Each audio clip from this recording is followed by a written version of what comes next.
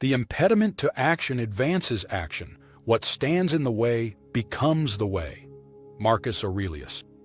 This quote is often paraphrased to simply say, the obstacle is the way. Think back to a time when life really threw something at you.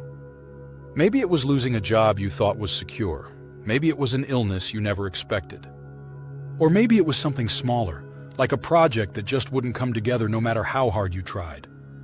When we're in those moments, the first instinct is to see them as blocks. As if life was flowing smoothly, and then suddenly a wall dropped down in our path. And most of us try to get around the wall, to complain about it, to resist it, maybe even give up altogether. But here's what the Stoics remind us. The wall isn't in the way of the path. The wall is the path. Avoiding the wall avoids the path. Every time you've grown as a person, it's been because of something hard. Muscles grow because of resistance. Wisdom grows because of mistakes. Patience grows because of delays. If everything went smoothly, you'd never get stronger. You'd stay static, untested. If we didn't learn from failure, we would never have learned to walk. History gives us so many examples of this. Helen Keller's disabilities didn't erase her potential. They forced her to find new ways to learn and communicate, and she became a teacher to millions.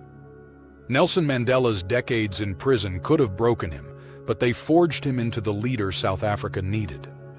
Even someone like Thomas Edison, who failed hundreds of times trying to make the light bulb work, turned those failures into stepping stones. The light bulb worked because he had failed so many times before. And it doesn't have to be grand or historic. The argument in your relationship that forces you to finally learn how to listen, that's growth. The car breaking down that makes you patient and resourceful, that's growth. The rejection letter that stings in the moment but pushes you to hone your skills, that's growth. The obstacle doesn't take you off the road, it is the road. So the next time life feels like it's throwing up walls in front of you, pause.